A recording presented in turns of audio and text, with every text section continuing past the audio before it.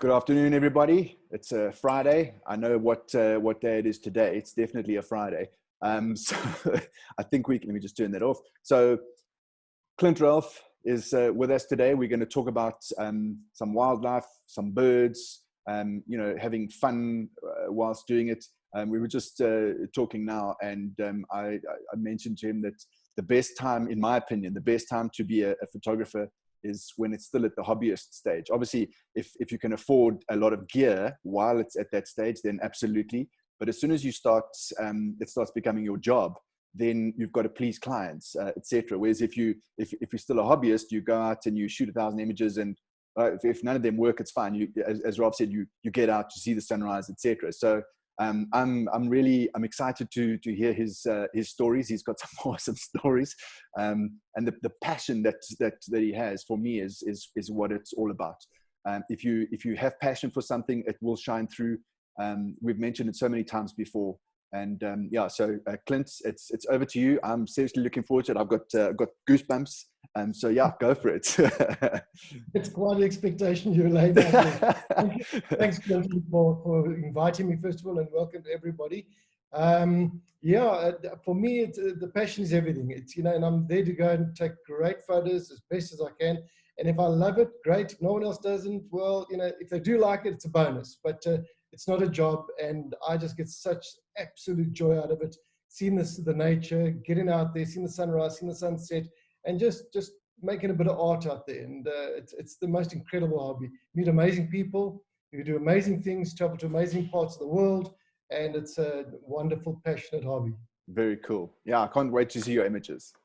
Let's have a look. Okay, let's go to share. Okay. All right, are we there?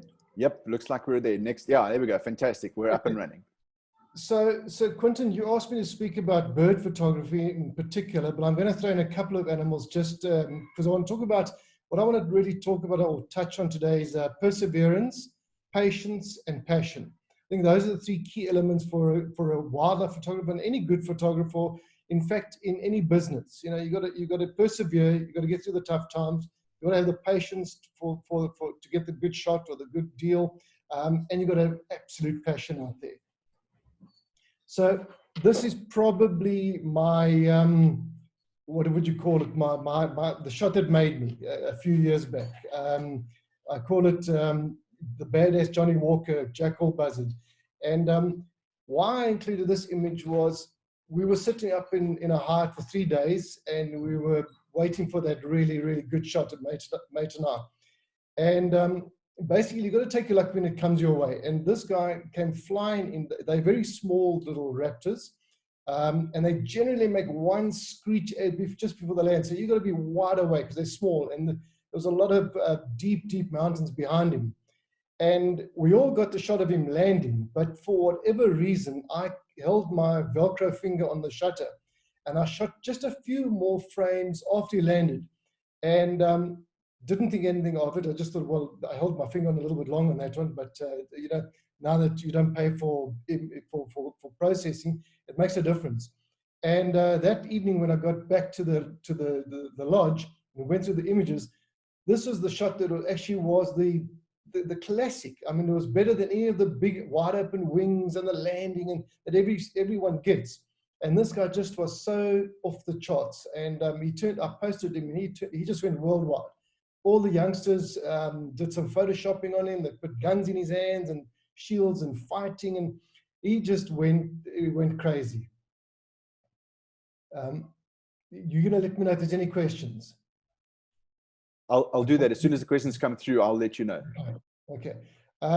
So yeah, that was a great shot, and it was a luck shot. I got lucky, and it was a lucky shot, and it was one of the images that sort of made me or put me on the map. About 5-6 years ago. Right, tables and chairs and crocs. This is looking forward to this one. Yeah, this was very cool. A couple of us went up to the Chobe, and there's a really big an area where these guys nest, thousands of them, and they nest on the ground, and they just fly up and down all over the place. They're absolutely amazing little bee eaters. But what I noticed was late afternoon, just before the sun set, these guys would go into the chobe and they would dive into the water and come out and dive in and come out and basically just bathing.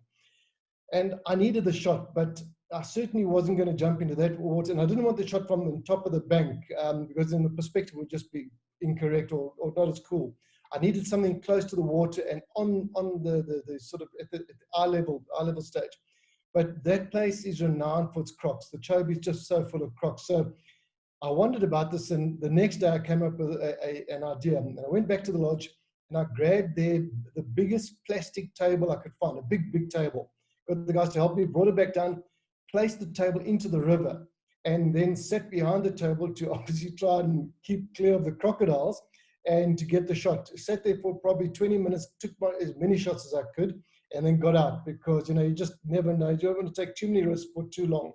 And ended up with this particular shot, which I think turned out pretty cool.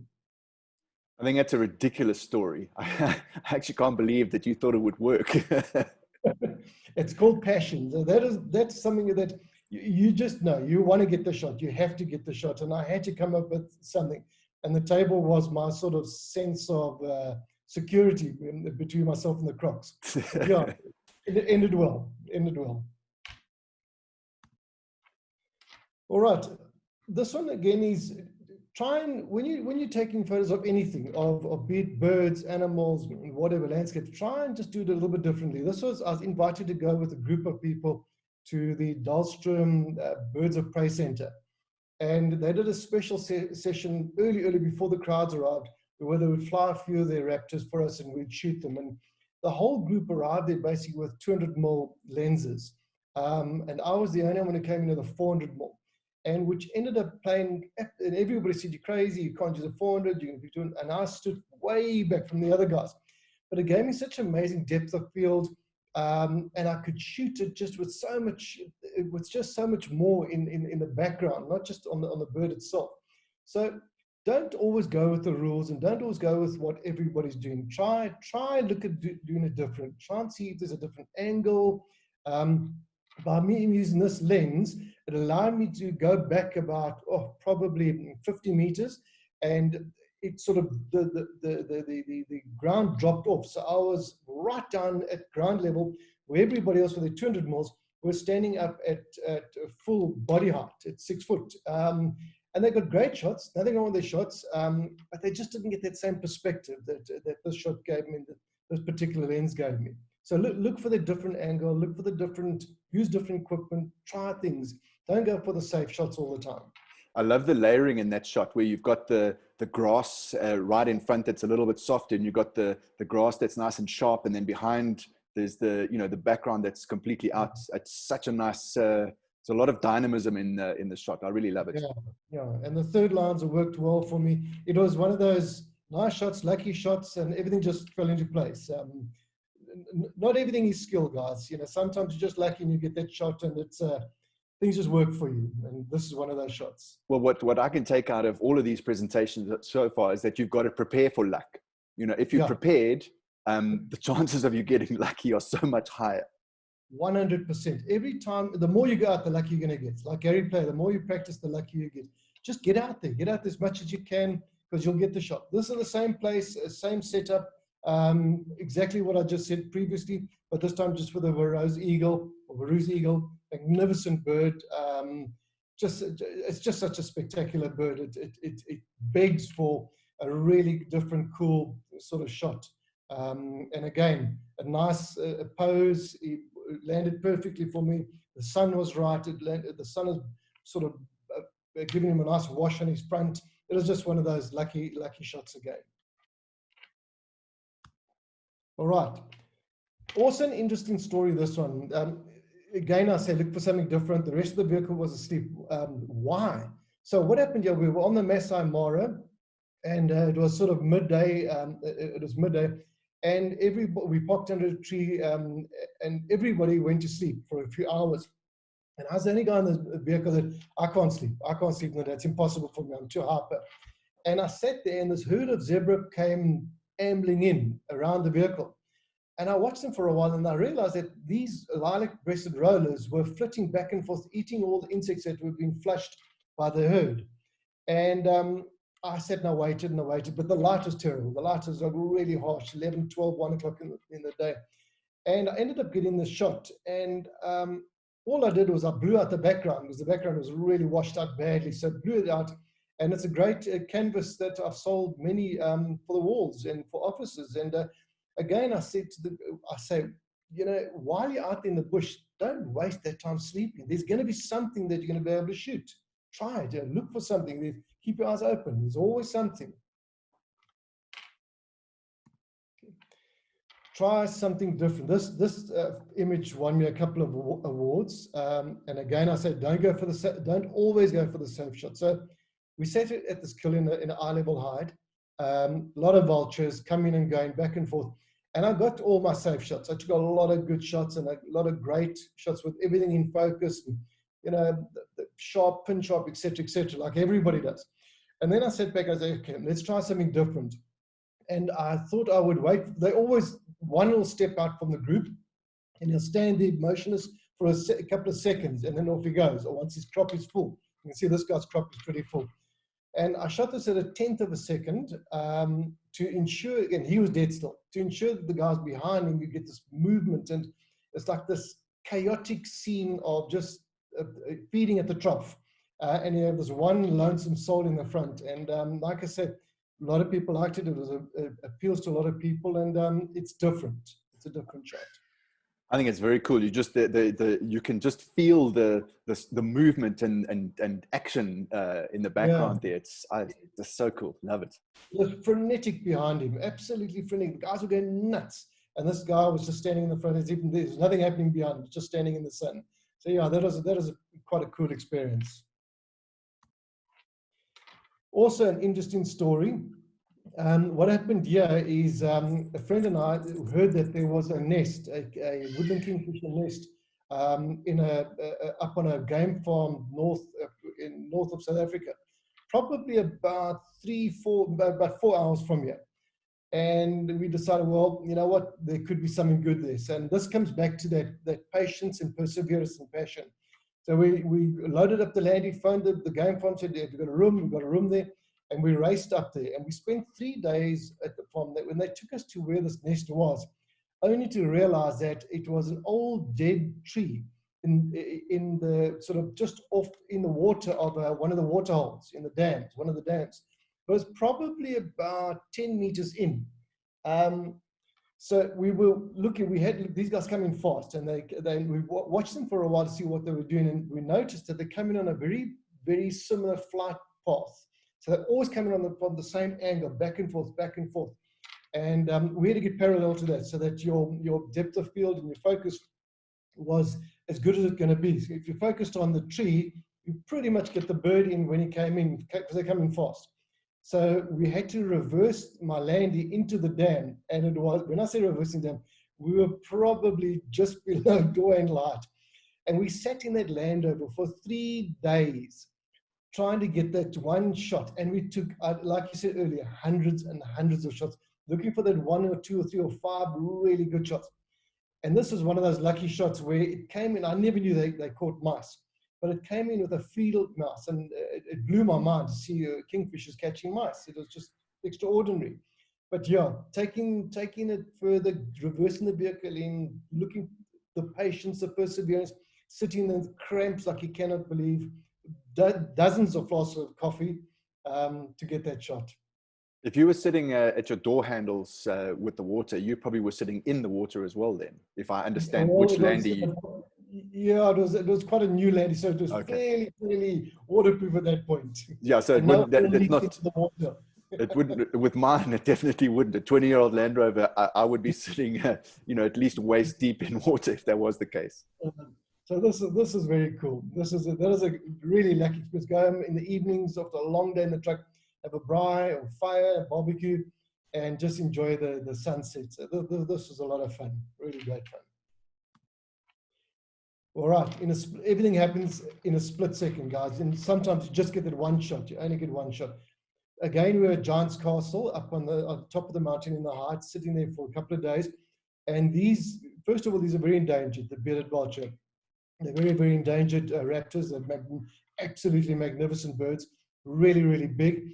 And we were waiting for them to come and land, and they don't land much. They land very seldom. So you'd sit there 3, 4, 5 days, and you'd maybe get 2 or 3 landings in that period. But you've got to be really awake. And we would take turns sort of watching, because you can't stay out there for 24 hours. It's impossible. And the one was on the ground, the one bearded vulture on the ground. And the next minute, and it happened so quickly, so quickly. The next minute, I saw out of the corner of my eye, the other one coming straight in, but coming in really hot. And I realized that shit's going to go down here. And I managed to get focused on the guy on the ground, fortunately. And at that moment, I got, I think, probably 3 or 4 images of just before impact, at impact, and just after the impact. And again, a lot of luck, but also being alert. You've got to be wide awake to get the shot. So I've got a question here from Ray. There's actually 2 questions. I'll just hold on the other one. He's interested to know what you're mounting on, beanbag, gimbal, etc.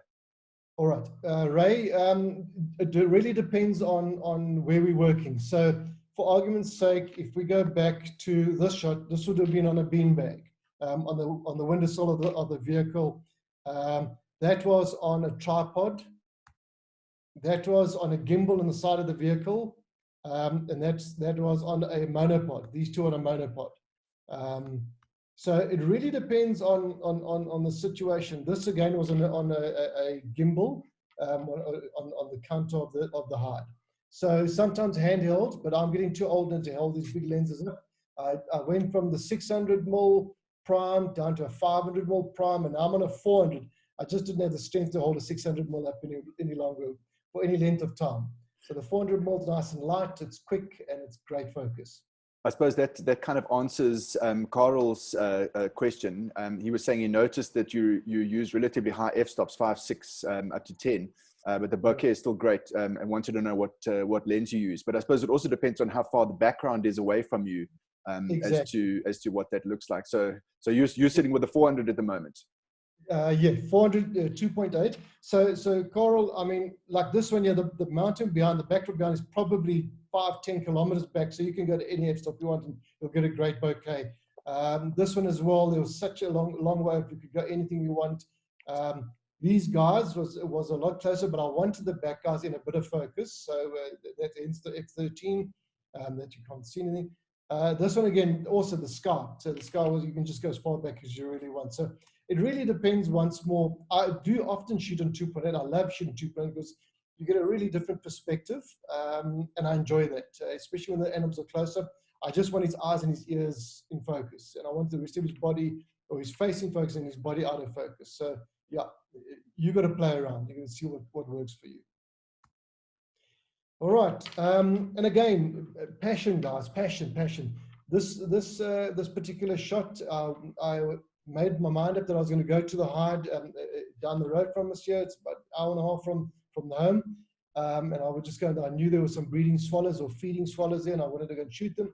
When I woke up that morning at 3 o'clock in the morning, it was pouring with rain, and I thought, wow, awesomeness. That's great, because what that's going to mean is I'll be alone at the hide. So many photographers, most photographers, just don't go. The weather's got to be perfect, and you've got to have full sunshine, then I'll go and shoot. So I knew this hide's going to be mine for that day. And I got there, pouring with rain, sat in the hide all on my own. It was absolutely awesome. And slowly the weather cleared. The light was terrible. There was still very dark clouds. And I also, knowing that it's going to rain, knowing the light's going to be bad, I took my flash with. And guys, don't be scared to use your flash. You can get incredible results with the flash. This shot here, the background hasn't been blown out. That is just through using the flash. So it gave us a nice sharp image with blurred wings. And I just thought it was a pretty neat image for that time of the day. You can see my shutter speed's 2/50th of a second, f5 to just blur everything, and ISO 400. And these guys performed for me, and I just loved it. It was awesome. I think this next photo is the same story. Yeah, same day, same thing. These are the 3 chicks, all feed me. All they wanted was food. And again, the flash just highlighted them, brought all the colors out, and blew away the background. So you really end up with a really, really cool image.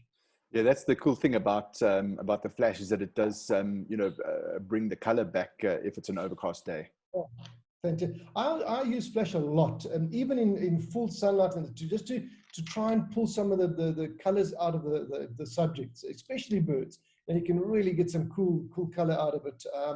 And guys, I said again, don't be scared to use your flash. Go and practice with it. Try it. Call me if you need any advice. I'll help where I can. You're most welcome to inbox me on my Facebook page, and I'll help anybody with anything I can. I'm not a guru or anything, but I'll teach you what I got. What I did, and maybe an idea is, when I was still learning the trade, and I'm still learning, I'm still got lots to learn, but I would hang with people who were good. I would look on Facebook, on Instagram, look at who good photographers were, and then make arrangements or find out where they're going to be and just sit with them. You don't have to talk, just hang with them and listen to what they're doing, listen to what they're saying, look what they're doing. And that's how I learned. No special tutorials or etc., etc. Just hang with the right guys and you'll end up learning a lot from them. All right, get your settings right. This is going to happen very quickly. So again, you need to be prepared, like anything, like in business or whatever. You have to be prepared for your shot. This is in Etosha, and I had taken a client up there. It was a one-on-one thing. He wanted to go to Etosha, and I took him up, and we went up there for a week. And we were sitting at a waterhole, and I noticed this African hawk eagle. He was circling and he was patrolling. And I said to him, I said, listen, bud, this guy's hunting. You need to get ready. So I told him, focus on stuff, get your exposure right, get your shutter speed right. Make sure you've got enough shutter speed because it's going to happen really quickly. And you're not going to have time to change settings or anything. So be ready. And it was probably 5-10 minutes later, and this thing came in hot. And it took this dove out. And I got a sequence of probably 30 images of this guy flying in at top speed, hitting this pigeon or this dove so hard in midair and flying off with it. And it was an insane sighting to witness, absolutely outrageous. But I would never have got the shot if I hadn't, first of all, beforehand, just shot a few of the doves, check my exposure, making sure that I've got enough shutter speed to freeze it, and that allowed me to get this particular shot. Right. Run, Forest, run. Okay. Also an exceptional experience. Absolutely exceptional. I was down on the south coast in KZN, and I heard that there was a nesting eagle, pair of crowned eagles, and they are absolutely magnificent birds, magnificent. And I set myself up he was in a tall blue gum tree, and I put on a 2x converter, and I think at that stage I was using the 600. So I had a massive reach on it. And I set up in this tiny little attic of the clubhouse. And I could see the raptor, and I would shoot them coming in and out, and they would bring in a vervet monkey, and then they'd bring in a guinea fowl, and they'd bring different things. And at this point, I saw this one flying in, and his little leg was hanging, and I thought, oh, another monkey. And when I looked through the lens, which had a lot of reach, I realized he had a small antelope in his talons. And he landed at this tree. And I knew I had to, this is probably the only time in my life I'll ever see this, and I had to get the shot. And I grabbed my camera, ran down the stairs of the little clubhouse, probably ran, and at my age, this is not easy, probably ran 200 meters down the valley to get the shot. Afterwards, I thought I was going to have a heart attack. But again, you've got to just do whatever it takes. You've got to just, and if people are laughing, that's fine. Get the shot. Go and get the shot. And this is this was the most insane thing to witness. Absolutely unbelievable.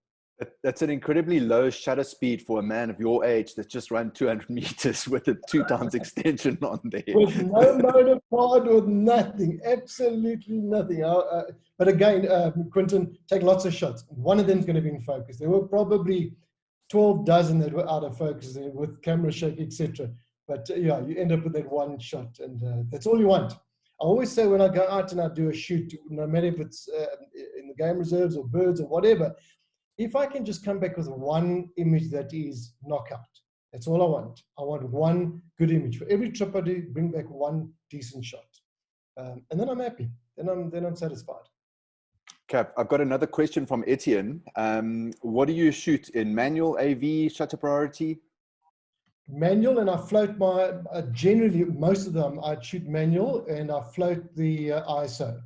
And again, if I'm using flash, then everything's manual, ISO, aperture, shutter speeds, all manual. But I generally, because I find that I don't mind if my ISO runs, because I'm always going to get the shot. Even if it's, and I think one of your previous guys that were on your show also mentioned this, get the shot. I'd rather get the shot and have a slightly higher ISO of 6400 or whatever it might be, than not get the shot because I had the wrong setting, it was blown out, it was just black. So I float my ISO, but I watch it all the time. The entire time I'm watching the ISO and I'm trying to keep it down as much as possible. But don't miss the shot because you got a setting wrong. Yeah, I mean, so clever now, Quentin. I mean, they read these things so well that it's not that difficult. Absolutely, I'm always amazed by you know, the newer stuff. But in what I do when I go out and get opportunity to shoot birds, it's also manual, but you know, auto ISO, because it just changes. You know, as you move a little bit left, there's more sky, less sky, and you know, it's at least you're getting what you're getting the shots, and you've got something to work with. And I mean, if they open their wings, the white end of their wings, generally, it's going to blow it if you've got the wrong ISO. So let the ISO float, let it run on its own. It gives you a better, your chance of success is that much greater. Zoom in, zoom out, just keep trying it differently. Again, these guys are sitting with the herd of buffalo, and I was trying to get the shot of this oxpecker. And again, you can get some nice shots of them flying around the buffaloes. And then I absolutely zoomed in on this guy, really as tight as I could. And you can see the aperture f4. I didn't want the buffalo in focus. I just wanted the bird in focus. And it ended up being a pretty neat image, quite nice, quite neat. Break the rules, guys, break the rules. You don't always have to shoot according to the experts. So this guy, I was up at Punta Maria in the Kruger, right up north, and I was just driven out of camp, probably 2-3 kilometers down the road. The sun was barely up. It was absolutely barely up. It was, and these guys were on the wrong side of the road. And again, I stopped watching them. I was just looking at the buffalo because they were just magnificent. The sun was beating heavily straight into my face. And I saw these guys kept flicking these oxpeckers away because they were bothering them. And I thought, okay, well, let's try something. And I shot into the sunlight and looking for a sort of a silhouette. And again, a lot of luck, guys. I'm not saying this was intentional. There's a lot of luck, but take your chances. You know, take the shot, do something, change the settings. I moved the settings from 500 of a second to 1,000, and then I changed the ISOs. Change it around because you're bound to get something good. And I slowed the shutter down here to try and get some movement in the shot, and it ended up working really well with all the spittle flying all over the place. And it was a pretty, I won a really nice competition with this particular image. But again, shooting into, I would never generally shoot straight into the sunlight, you know, but sometimes it can work in your benefit or to your benefit. Okay. These are 1 or 2 animal shots, Quentin, if you don't mind. It's just trying to tell people that don't follow the rest, don't follow the herd. This was an interesting, this particular image, and I'll get the other one is actually, I'll get to it now. It's Zamanga Private Lodge, sitting at the eye level height, absolutely amazing lodge, amazing photographic opportunities. And what happens is they drop, the lodge will drop 4 of us into the hide at about 4 o'clock in the afternoon. And then you sit through the whole night, and they pick you up the next day, the next morning at around 8 o'clock after sunrise. And then you go back to lodge for breakfast. And what you do is you sit at night, and you should, and I try to sit and stay awake the entire night, because what comes and goes from that waterhole at night is absolutely, it's just mind-blowing. Anyway, what happened, what I'm trying to say is, don't do what everyone else says. What happened is that morning, before the sun was up, at about 5 o'clock in the morning, for whatever reason, the guide arrived at the hut, at the hide, and said, okay, guys, ready, let's go back to the lodge for breakfast. And everybody jumped up because they'd been in the hide for the last 12 hours or whatever it was. Everybody jumped up and said, okay, off we go. And I said, you must be mad. We haven't even seen the sunrise yet. And what happens if something good comes along? They said, no, they're going for breakfast. So I was the only one left in the hut. I said to the guy, listen, do me a favor, come back at 10 o'clock and we can go back there. I'll miss breakfast, thanks. And these two guys arrived and I shot them with the sunrise coming up behind them. And everybody missed this absolutely mind-blowing opportunity. I mean, where are you going to get this kind of opportunity to shoot elephants at the sunrise? And it just blows my mind when people have these opportunities and they'd rather go for breakfast. Crazy. And the same morning, same time, this particular shot. And maybe just if I can explain this one, Quentin, is this is two images in one, in camera. So what you do is, I saw this elephant coming from the distance. I could see him coming towards the hide. So I got the image, I took a shot of the sunrise and exposed for the sunrise. And then you go back into the camera, into the settings, and you say the next image I shoot, I want to shoot over the top of that first image. And then you expose for the elephant, and you end up with an image like this out of camera. So this is exactly how it comes out of the camera, just enhance the colors, crop it a little bit, and sharpen it a bit. So yeah, they missed a golden opportunity, absolute golden opportunity. Well, that's the thing, you know, you always see these sort of images of where there's two people tunneling, and you know, one finds something and then walks away, and the other one, you know, keeps going, and all the things are then revealed. And it's exactly the same thing, you know. You just got to keep going. If you're there to find beautiful pictures, then that's what you should be doing. Breakfast can come later.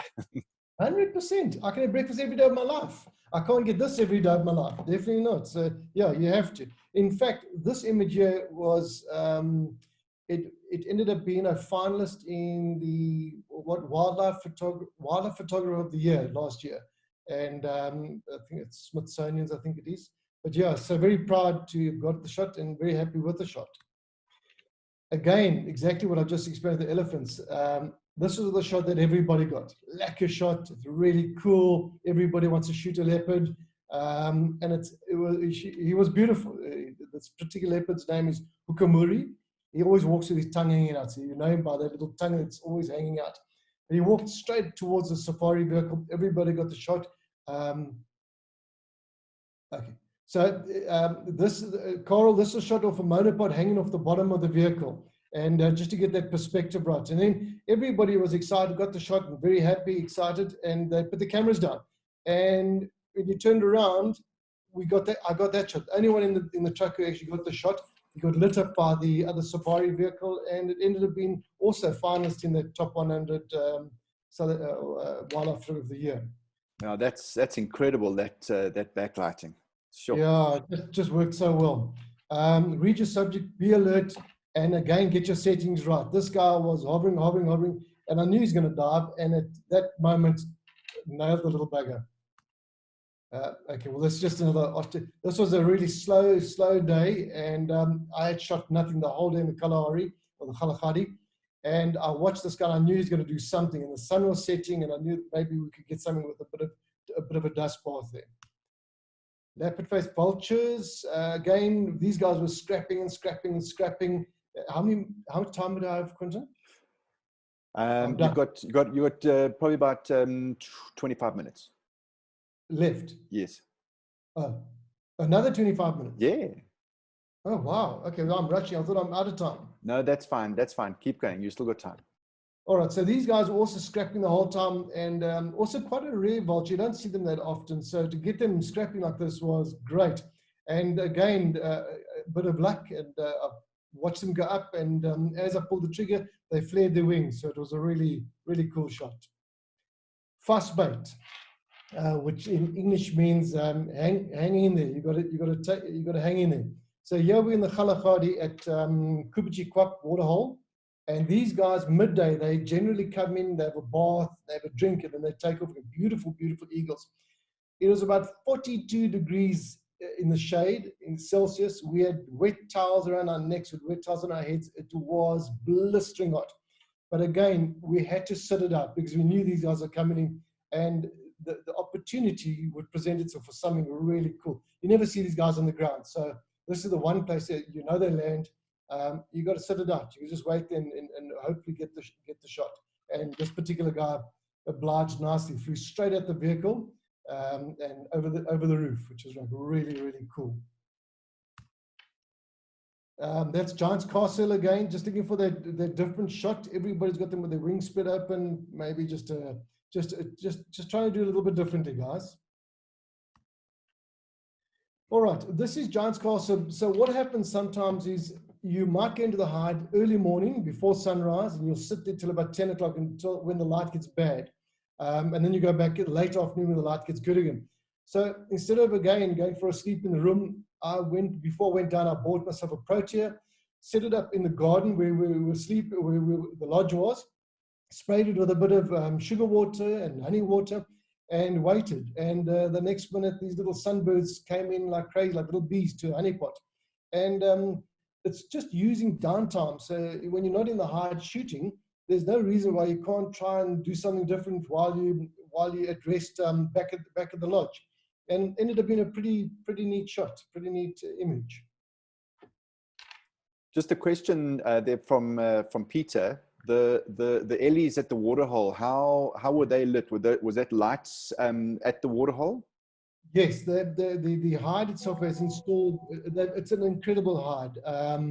What they've done there is the hide itself has got little beds in the back, so you can, for those who do want to sleep, it's got a little kitchen, and in the front half of the hide, it's all underground. You can walk down a long tunnel underground, and then you sit in the front with tiny little, very specialized glass, so the animals don't hear you. They can't hear you and they can't see you. And it's glass that's been imported. And then on either side of the hide is these very particular, and I don't know what the specs are there, but very particular lighting that gives quite a natural light, not a sort of a tungsten lighting. And it lights up the animals permanently, or lights up the water hole. So you don't use flash, and you just use that particular light. Works really, really well.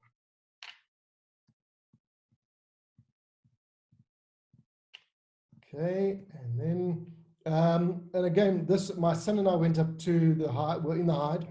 It was a really slow time. We sat there for 3 days waiting for something to happen. And then I said to him, cut off, it's 12 o'clock. We've got to go, we've got to get back home. And at about 11:45, these guys, there must have been 30 or 40 of them, came flying in. There were so many, just landing, bumping each other off the cliff face.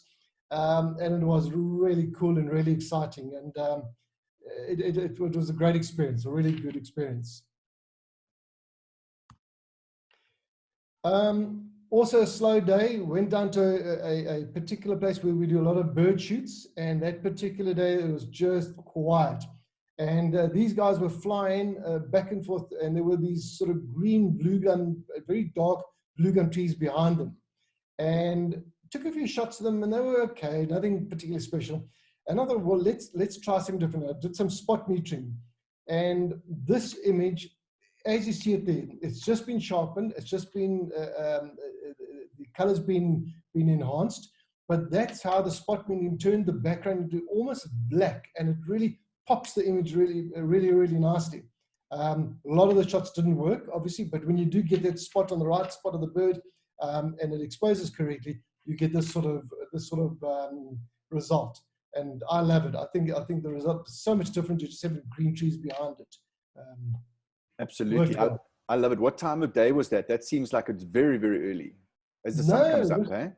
No, this was probably about 9 o'clock. Oh, really? It was softish sun, but it was a bit of a hot box. The clouds were out, so it wasn't a really strong thing. But it's that spot metering, Quentin, that turned this into such a soft glow on it. It's just beautiful. Oh, it's lovely. Spot metering did work very well. This is just, this is actually quite a long image. This is probably about, let me see, 1, 2, 3, 4, probably about 8 to 10 images, all stitched together, because I wanted to get the whole stick in, or whatever you call the perch. It was just such a beautiful piece of wood. And then again, using a very, very, I think it was like f2.8 to make sure that everything behind it, everything in front is blurred. Because it was just such a nice setting. It's just such a cool pose by this particular night heron. So stitch your photos well. You can do it in Lightroom. It does it so well, so easy. It's a piece of cake. Take a whole lot of photos. The Lightroom program even arranges the photos correctly. It's quite an intuitive program that where it stitches it. So yeah, do it different. Don't just take a close up of the bird. Try and get a little bit more of the background in, a little more of the environment. So I've got another question from Martin. He wants to know, what was your first camera and what do you use now? Okay, my first camera was a Ricoh, or I don't even know how to say it, RRCOH, a Ricoh with a 500mm mirror lens, where it was probably about that long, the lens, and it was funny black thing in the middle, and I think the image bounced back and forth inside to get into the camera. It was the weirdest thing. That's the way I started. And I only started in earnest the photography about 6 years ago. In fact, what it was, I got married to Louise, you met earlier, Quentin. And at that stage, I was racing motorbikes. I was an off-road motocross rider. And I had so many broken bones and so many plates in me. And I would, every second or third month, I'd have a broken bone. And she eventually said to me, "You've got to try something different. You can't keep going through life breaking bones like this. There's got to be something you like just as much." And that's how I got into photography. Sold all the bikes and the equipment and the kit, and bought my best camera I could. And now I use the 1DX. I'm very fortunate. I got the Mark III just before the lockdown. I managed to get the first one that came in, and it's an insane piece of equipment. The AI in that thing is just spectacular. Focusing is unbelievable. And then I use it with the 400 2.8, which is also just the perfect combination. Absolutely perfect. The sharpness, it's wonderful. Absolutely wonderful. The autofocusing on that DX3 is unbelievable. The times that I've used it, I've been completely blown away by it. You know, it'll turn anyone into an amazing bird photographer. It's that good. Especially birds. It's just perfect. And then I'm also I use the mirrorless, the Canon EOS R mirrorless, but that's for slow stuff and like this sort of thing in the night hides. Because what's nice about that is what you see on the back of the screen is what you get. So you don't have to guess your exposure.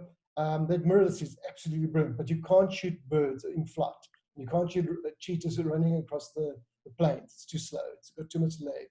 But it's also a great piece of equipment, guys, for portraits, for landscapes, for stills. Awesome camera. That's it. That's my presentation. Okay, so Roger's just chimed in there. He says, "Great to hear you using the DX3. By the way, new firmware announced this week." Oh, good. so there you have it. Out of lockdown. All right, so let's just see what other questions we've got here. John Lincourt's saying that's why he doesn't do wildlife photography, doesn't have the patience, but great photography there. Let's have a look and see back here if there's anything else. Yeah, Tommy is saying that's what blows him away. That's on TripAdvisor, people talk about the food on safari, you know, where it should be more about, you know, obviously the animals, etc. You know, it's Absolutely. crazy. Oh, absolutely. I couldn't agree more. It blows my mind. People are so worried about the accommodation and the beds and the how beautiful the rooms are and the lodges. Guys, you're there for the animals. You're there for the birds, the wildlife, the sunrise, the sunset, you know. So, yeah, but I suppose different strokes for different folks. Absolutely. So if you had to sort of give us your top 10 or even top 5 places to go and shoot, let's say it's the top 5 to shoot birds and top 5 to shoot animals, what would those be? Well, Kenya, the Masai Mara is absolutely spectacular. If you want to shoot cheetahs hunting, I think on my last trip, I go there every year. On my last trip, we were there 7 days, and we had 13 kills and countless chases. So you want to, and the grass is, the area is like a rugby field. There's the odd tree, and the rest of it is 3 inches of grass. So you get, there's nothing in your way. You get the most spectacular cheetah shots there. Zamanga Private Lodge in KZN, KwaZulu-Natal, for the hide shoot. Well, in fact, anything. They're absolutely brilliant. The Kalahari is very special to me. The desert scenes, it's really cool. So, and Botswana, obviously the Chobe River. If you can get onto a boat, and a photographic boat, it's the best. and then the Delta. I would say those are my favorite spots. Okay. And bird life, I've just found that the birds have decreased lately. There's not as much around. I don't know if the guys are killing them up north or what's going on, or the migratory patterns have changed. But I'm battling with bird photography. But good photography at Zamanga again, the private lodge. You can get some great shots there. The Khalakari, you get some super shots up there. And the Kruger, yeah. Okay. Those are the top spots. All right. So Roger's just popped up again, saying maybe you should check out the R5. There's apparently a lot of higher shutter speeds and more accurate or faster autofocus, etc. So he's piping in there that he suggests you look at that. Andrea's saying the images are incredible, breathtaking, timing is impeccable, thoroughly enjoyed your presentation. Let's see. So Anne Lang wants to know, what's your favorite animal to shoot? Leopard. Okay. Leopard. That was easy. Yeah, just love leopards. They're just so, they've got such attitude. And the other really good place to shoot, and mostly leopards, is Sabi Sands. So Elephant Plains, Djuma. You want to shoot leopard, Sabi Sands is the place. It's just absolutely spectacular. I've had such good experience there. Okay. And then Gareth wants to know, from a focus point of view, are you using what focus are you, or are you using single point? Matrix. Give us a bit of Mostly the matrix, yeah. And the thing with the DX3 is that it's obviously got a whole lot of deep learning that's behind that, and there's a lot of that helps and starts tracking heads of other. Does it do animal head tracking? Not yet, but I think the new firmware is coming. Maybe I think there was rumor that that's going to come in. I think that might be what Roger's alluding to, that certainly makes a difference. And then in the same question, from a metering point of view, I know you mentioned spot metering, but do you have a general preference? Do you use evaluative most? Mostly, yeah. I like spot metering. I know a lot of people don't, but I quite like it. So I use it every now and then, but generally the full matrix. Okay. Yeah. I mean, I suppose it depends. If you've got a white bird on a dark background, evaluative you'd blow that out. So it depends on the shot. If you want the detail in the blacks as well, then I'll often use the spot meter. If you've got a bachelor eagle or something that's dark, really black, you want to try and get that detail out. Okay. Roger is chiming in again. Sorry, not this firmware. So I reckon you need to hook up with Roger. He's giving us bits and pieces as we go. Roger from Canon itself, Canon SA. Yeah, that's that Roger. Yes. Yeah. I think that's pretty much it. Lots of hold on a second. Martin wants to know, do you earn your living from wildlife photography, or is it your hobby? I don't think he heard the start of it. Yeah, and that's my hobby. I actually do waste management. So I've got a waste management business, recycling waste management. But just on that 1DX as well, the new one, because I've had the 1, I've had the 2, now the 3. The low light capabilities in that machine is absolutely brilliant.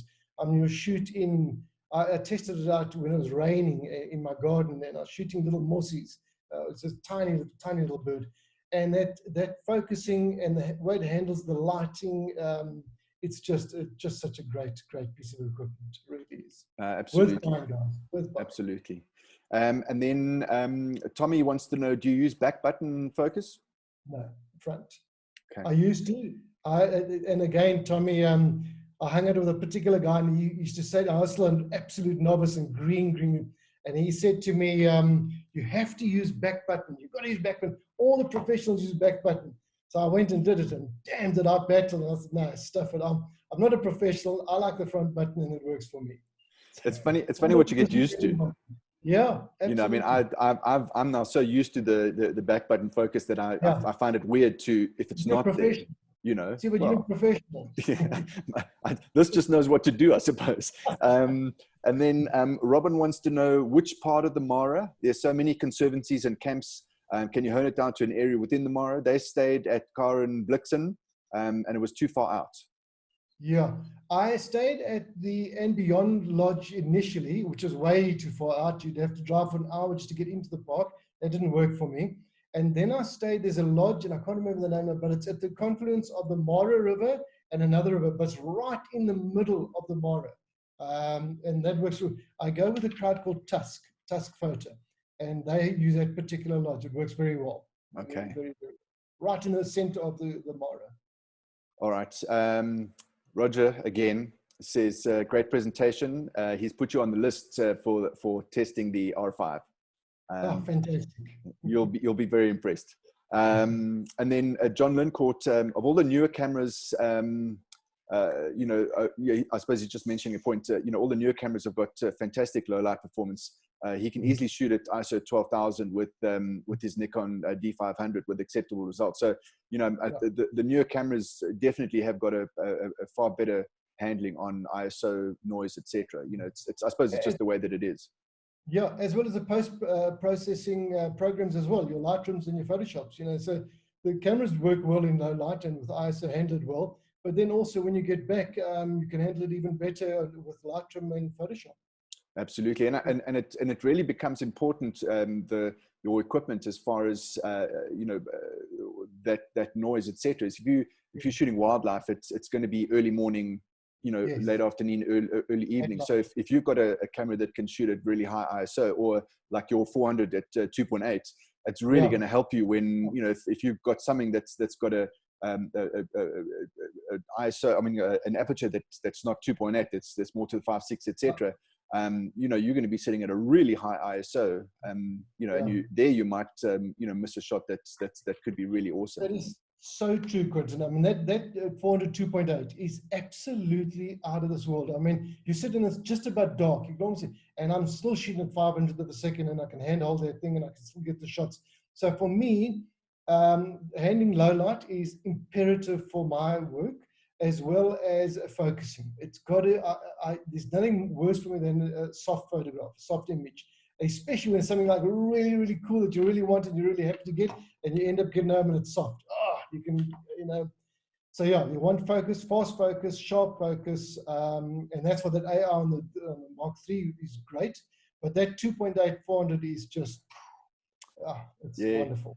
It's the one thing about the EOS R that and the RF lenses that I find amazing is that even at 2.8, so however wide the lens is, it's exceptionally sharp edge to edge.